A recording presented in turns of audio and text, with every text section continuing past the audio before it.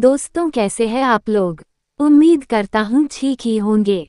आज हम इस वीडियो में योगिनी एकादशी के बारे में बात करेंगे। दोस्तों, हम धर्म, ज्ञान और संस्कार से परिपूर्ण बातें आप लोगों के लिए लेकर आता हूँ। उम्मीद करता हूँ बहुत पसंद आएगी। चलिए शुरू करते हैं। दोस्तों, हर महीने में 2 बार एकादशी का व्रत आता है। हुए एकादशी का व्रत करने से विष्णु भगवान की विशेष कृपा बरसती है।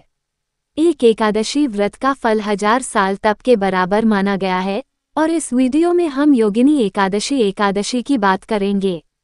योगिनी एकादशी का त्योहार आषाढ़ महीने शुक्ल पक्ष के एकादशी तिथि को मनाई जाती है और हिंदी पंचांग के अनुसार ये तिथि 21 जून दिन शनिवार को पड़ेगी।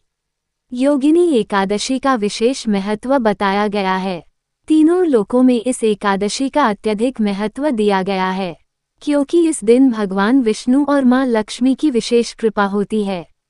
इस एकादशी को करने से जीवन में सुख समृद्धि आती है, पापों से मुक्ति मिलती है तथा सांसारिक बंधनों से मुक्त होकर श्री हरि की प्राप्ति होती है।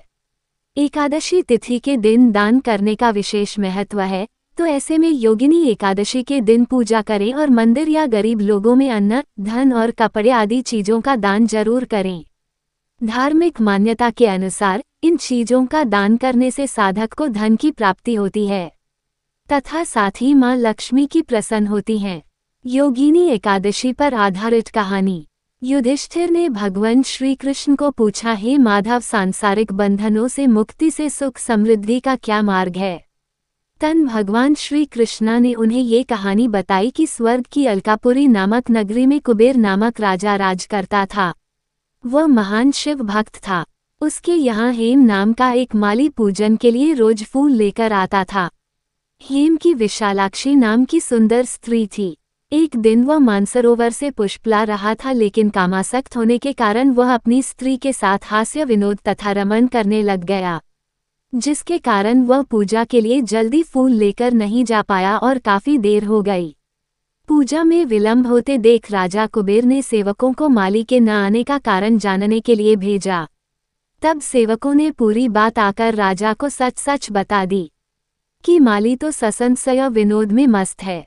ये बात सुनकर राजा कुबेर को बहुत ठेस लगी और अत्यंत क्रोधित होकर माली को तुरंत श्राप दे दिया कि तू स्त्री वियोग सहेगा और मृत्युलोक में कुल के रूप में हो जाएगा।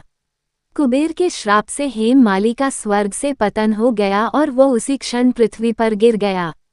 भूतल पर आते ही उसके शरीर में कोढ़ हो गया। उसकी स्त्री भी उसी समय गायब हो गई। मृत्युलोक में वह माली बहुत समय तक दुख भोगता रहा, लेकिन उसको पिछले जन्म की स्मृति का ज्ञान था। एक दिन वो मार्कंडेय ऋषि के आश्रम में पहुंचा। उसे देखकर मार्कंडेय ऋषि बोले, तुमने ऐसा कौन सा पाप किया है जिसके प्रभाव से तुम्हारी यह हालत हो गई। हेम माली ने पूरी बात उन्हें कह सुनाई। उसकी व्यथा को सुनकर ऋषि ने उन्हें योगिनी एकादशी का व्रत को पूरे विधि विधान से करने के लिए कहा। हेम माली ने विधिपूर्वक योगिनी एकादशी का व्रत किया। इस व्रत के प्रभाव से वह अपने पुराने स्वरूप उन्हें वापस मिला गया और उनका खोया हुआ पत्नी भी वापस मिल गई और खुशी पूर्वक जीवन व्यतीत करने लगा।